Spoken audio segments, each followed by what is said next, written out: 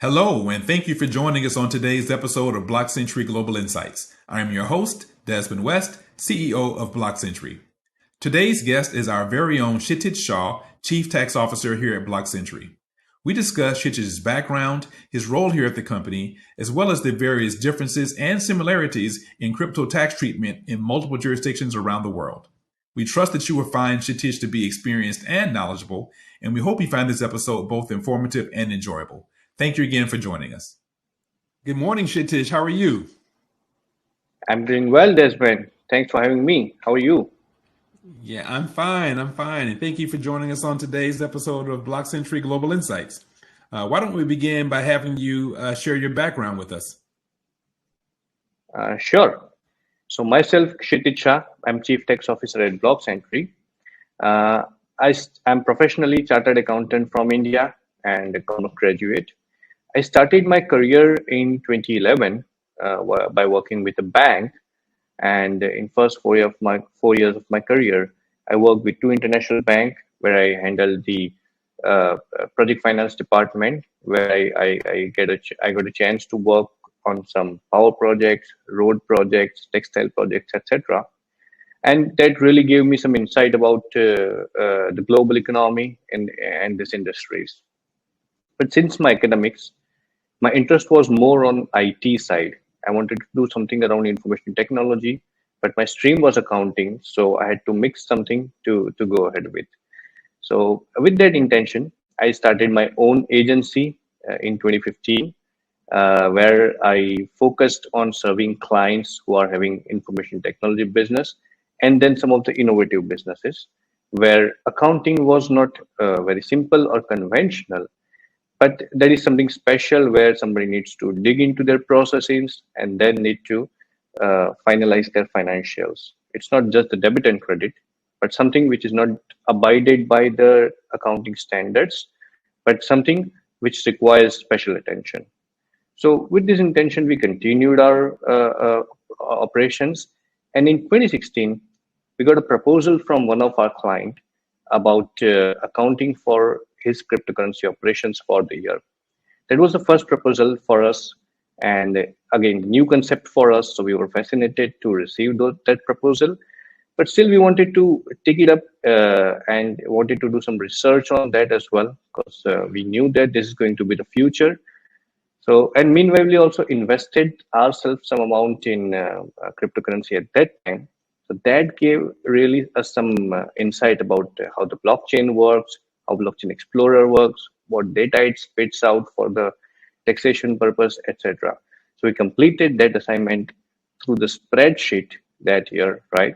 And that gave us immense confidence about crypto taxation. Post that, we got our real interest into crypto taxation globally, right? We studied them, we researched on them, we studied different tool for tax purpose, and post that, like in since 2018, we started focusing only on the cryptocurrency taxation clients, and we concluded our fiat practices, whatever we were having, and yeah, since then we served variety of clients. I'd say hedge funds, NFT creators, small exchanges, some of the gaming businesses, etc.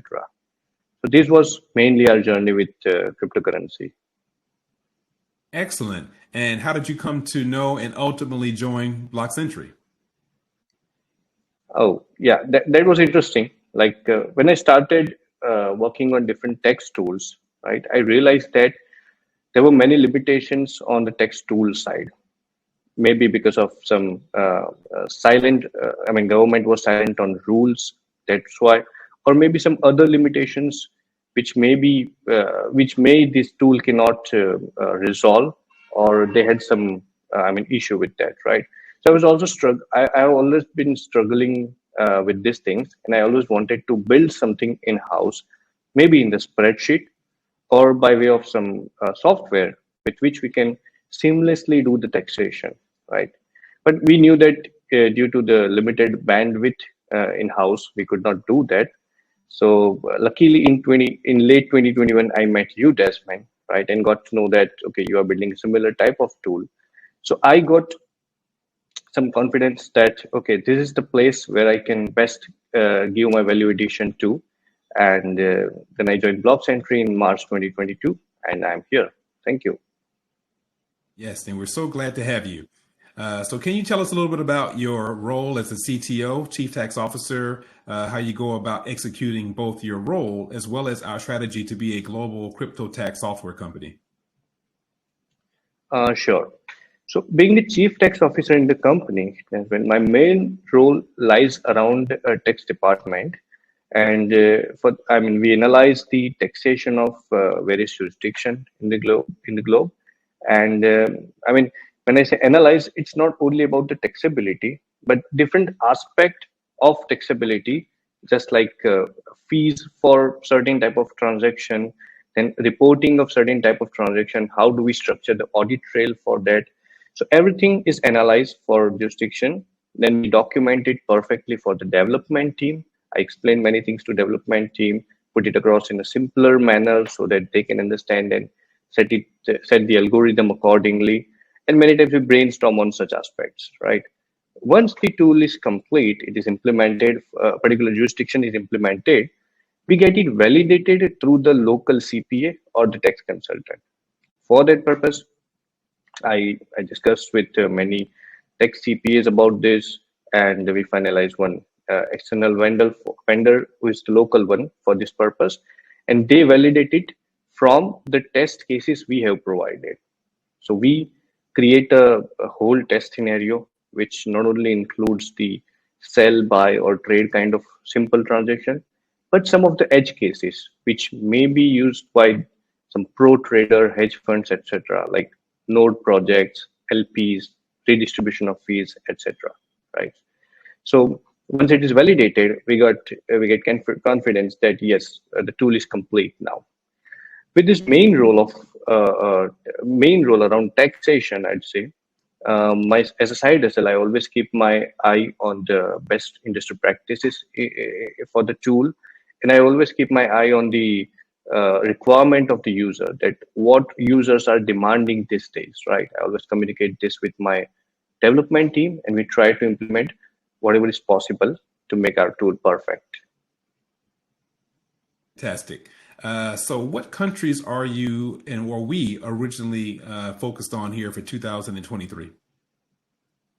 Okay, for 2023, we have targeted mainly 6 countries, right? And our selection is mostly based on the adoption rate as well as the clarity of taxation in those jurisdictions that tax rules are legally established. So we identified USA, Canada, which is already live in the system. Anybody can use that. Then we have a UK as next target, South Africa, Australia, and lastly India. These are the mainly 6 countries we are targeting now before we target some other countries. Mm-hmm. And working with so many local tax CPA professionals, as well as studying different tools and regulations around the world, what similarities are you starting to see between the treatment of cryptocurrency taxation in various jurisdictions? Okay, so yeah, if I talk about the similarity on a broader level, then I'll say, see, taxing anything is similar in every country, right? You earn something, give some piece out of it to the government, but how to determine that piece is important. In what form, what percentage? How do you determine that, right? So in all the countries, mainly I see that cryptocurrency tax is mainly a capital gain and income tax, right? It is taxed in two form. When you dispose something of, it attracts capital gain for any crypto disposal, and when you earn something in form of reward, it is taxed as income. Secondly, the accrual principle is also similar everywhere.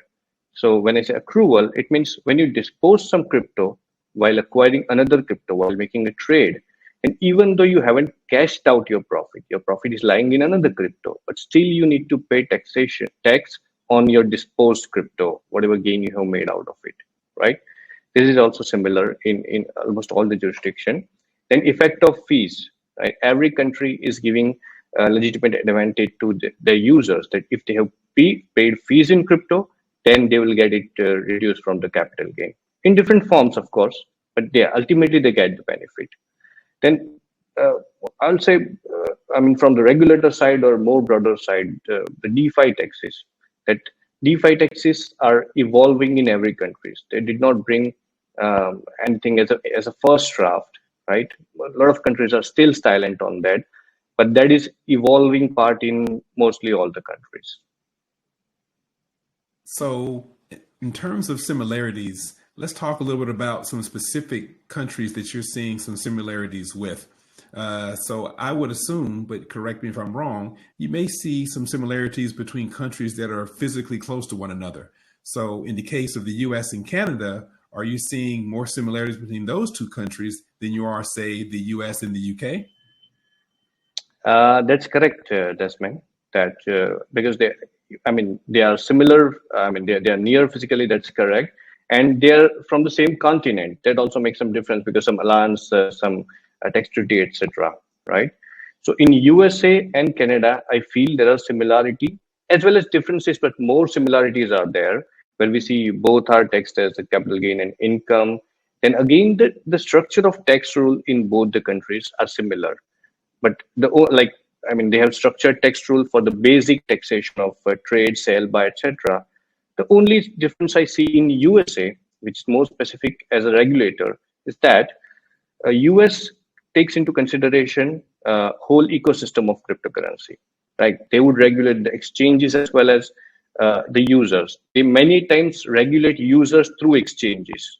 Right, they with this 1099, where you need to report the government from exchange side, and user also get the 1099 from exchange side. Right, so this is how both countries has similar taxability. I would agree to that. And looking ahead to some of the other countries which are in our development pipeline, are you seeing any similarities between, say, Australia and South Africa? Or how does India fit into the consistency bucket that you're seeing from our first 4 or 5 countries? Okay. So if I talk about South Africa and UK, yeah, Australia first, right? I'm sorry, that's what you asked, right? So South Africa and Australia. Yes. Yeah. Yes.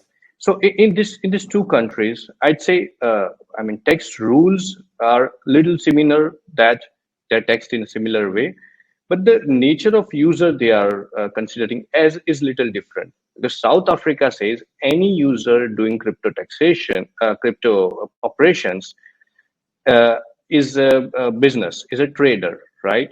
He will be taxed by default as a trader, which is not correct for Australia. They give you the opportunity to tag yourself as a trader or investor. That's how you, I mean, they calculate the taxes whether you are eligible for capital gain or business income. But in South Africa, you will pay business income at marginal rate, where SARS hasn't. I mean, SARS has provided very clear guidelines that in very less cases we will consider you as an investor. You are a trader for us. But if you want to call yourself as an investor, you prove it. Onus is on the user, right? And in terms of structure of the tax rules, I'd say Australia has more structured rule on basic transaction types, where ATO hasn't come up with DeFi taxation yet, because for DeFi they're mainly dependent on their conventional products, right? And that is like accepted fact amongst their CPAs.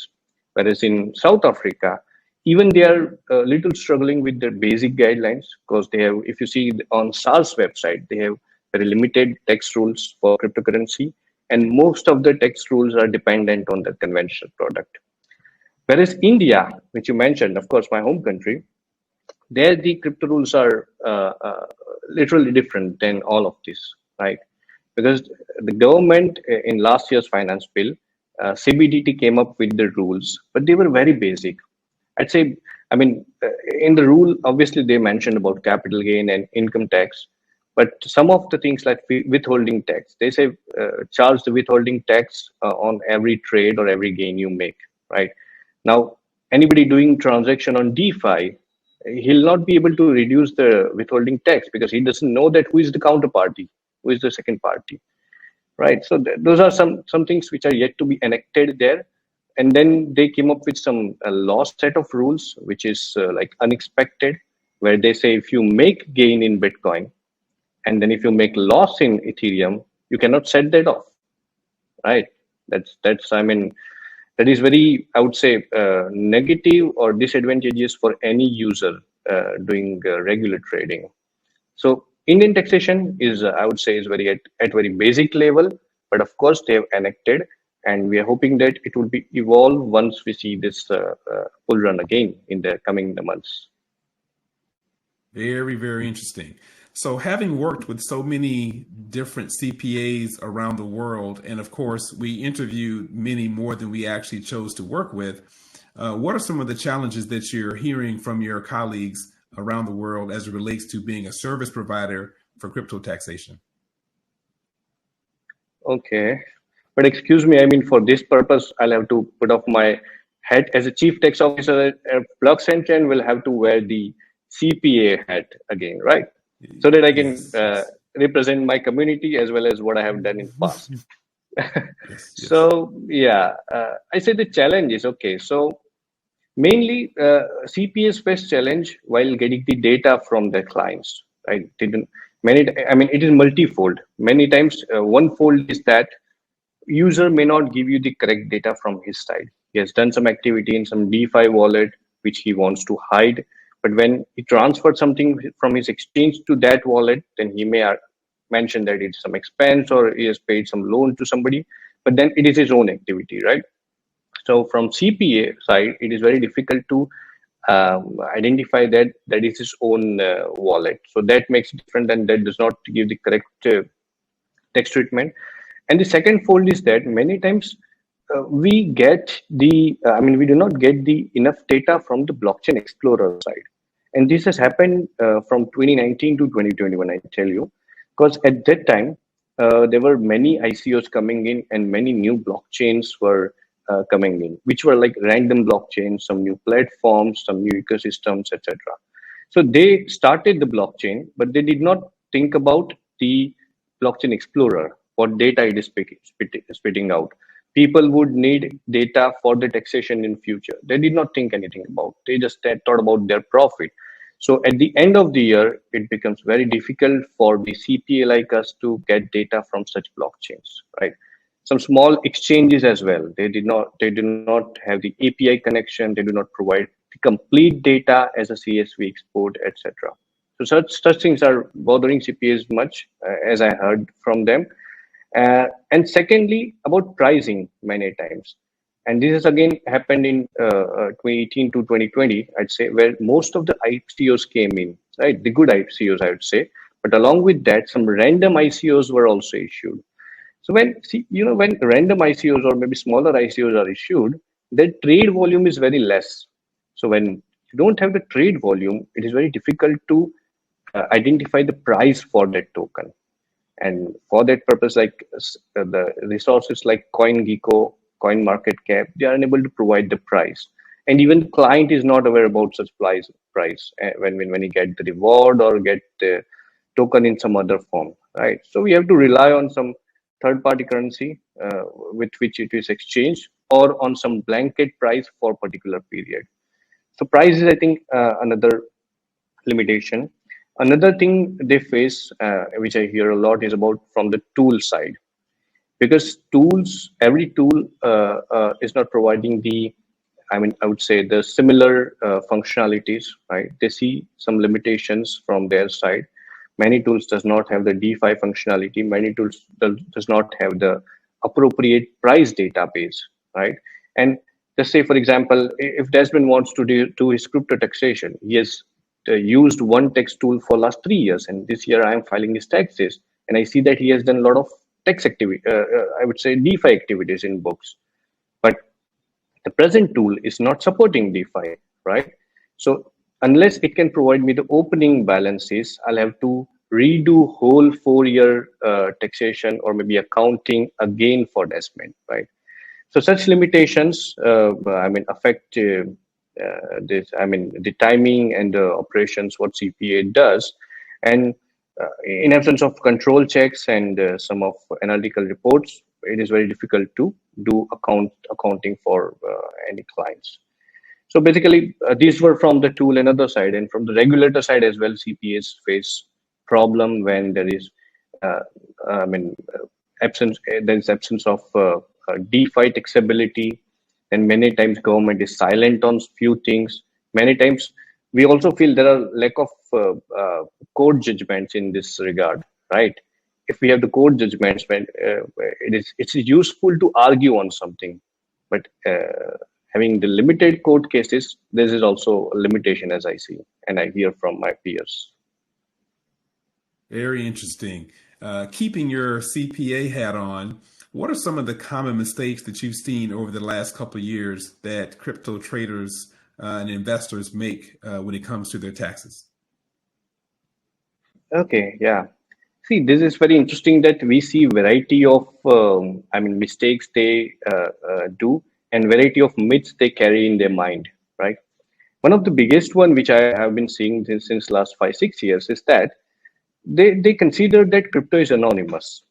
That if they do not provide me data as a CPA, or if they don't provide data to government, they won't be able to see it, right? But that is not correct in the in the present world, because we see that most of the government is trying to regulate their exchanges, as well as now they have the experts who can see the trail on their decentralized exchanges as well. And with the help of third party agency, you can see, very detailed and analytical view of where your data, your crypto fund is going, and where you're getting that fund, right? So crypto is no more anonymous now. Even if you do something through your exchange, one trail can find your whole wallet. So that is not anonymous anymore, which is yet, which should be, which is understood by most of the users now, but still it is prevailing, I'd say. Another myth which is still there in the there for the pro traders as well, I have seen, is that uh, crypto is taxed when your profit is cashed out, right? They do not still understand that you need to pay your taxes on accrual basis. When you dispose of one crypto, you need to pay tax on that purpose. And that is the reason when they calculate profit roughly on a rough paper on their side, and the profit we calculate for the taxation has wide difference, because they do not understand this fact, right? And for this purpose, like, this has made a huge impact in year like 2022, where in that year people made good money, right, in terms of accrued profit. But by the end of the 2022, their holding, the value of their holding is washed out drastically. So they are unable to pay tax on whatever gain they have made, right? Because their fund was not in stablecoin or not in fiat. So many of them have gone to the bankruptcy due to this reason, literally, because gains were huge at that time, right? So one thing has to be understood clearly, and this is my advice to our even audience, that please put some money aside when you make some gain to avoid such situation.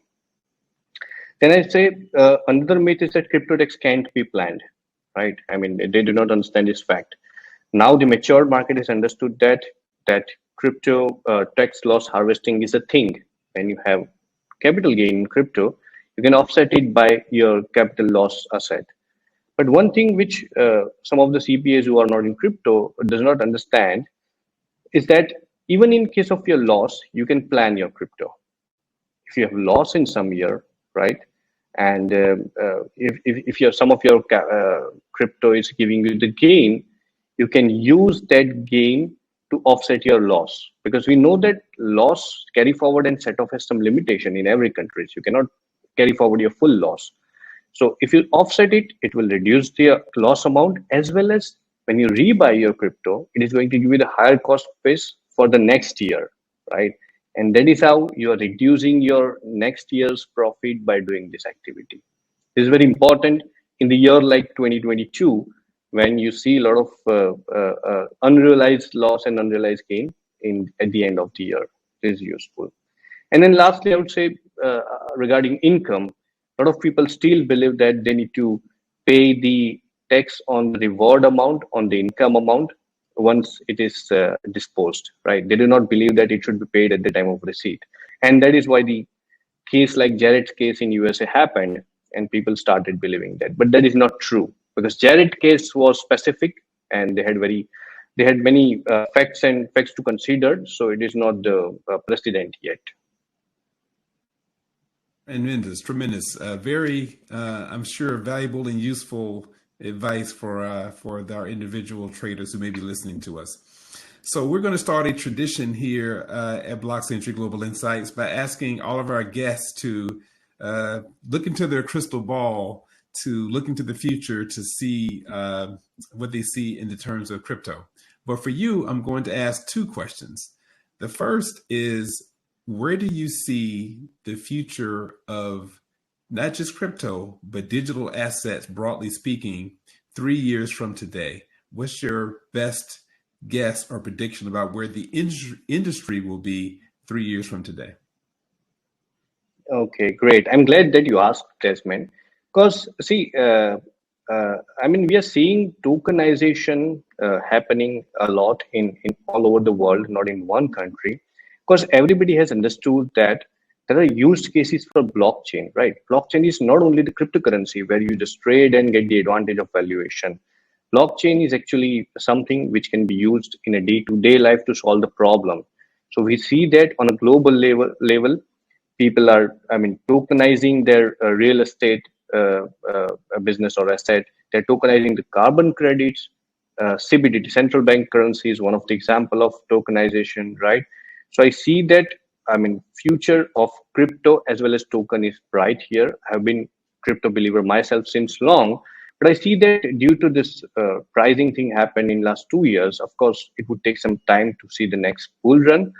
But I'd say the digital asset itself has a future now. It's like a revolution we saw at the time of internet, right? It is the same revolution which is going to start now, but in terms of tokenization. Tomorrow, probably we go to a movie theater and we get our ticket as a token.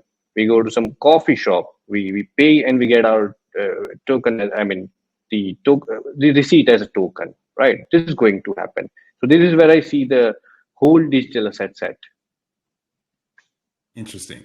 And beyond the future of digital assets, broadly speaking, where do you see digital asset or crypto taxation being 3 years from today? Okay. So, see, taxation is always evolving, I would say, and it is still evolving in the industry like crypto, where the type of products are actually evolving itself, right? Every day we are seeing the new product coming in. Yesterday we have been struggling with liquidity pool. Now we see the node project, and same must be happening with every government, that they are seeing the changes in crypto products. So I'm seeing that, yes, it is evolving, and it would go more precise in years to come for all the countries. And for the countries like India and Australia or South Africa, where it is not that much defined, or it is still dependent on some conventional product, the ATO or SARS or CBDT would come up with some guidelines where they would clarify that which products would still continue to be dependent on the conventional product and which would have the separate rules. So I'm seeing that definitely in this, I mean, say bad period or the bad period for the crypto, I mean, government is not focusing much on the tax side right now, because even if they enact something, they're not going to get the more tax, right? That is practical thing. So this will happen probably in 2014. I mean, because the 2015 bull run is expected by a lot of analysts. So I'm seeing definitely the movement there, but that will take some time. Interesting. Okay, so what we're going to do is take all of our guest answers to these questions. We're going to put them in a time capsule and open them back up in 3 years to see who was on the mark and who was slightly off the mark. Okay, but I can be sure that this is not going to government, right? Exactly. Yeah. Well, again, thank you so much, Kshitij, for joining us today, sharing all of your knowledge and experience. We're so happy to have you, and we'll see you next time here on BlockSentry Global Insights. Thank you. Thanks a lot, Desmond. It was honored to be here. Thank you. See you soon. See you.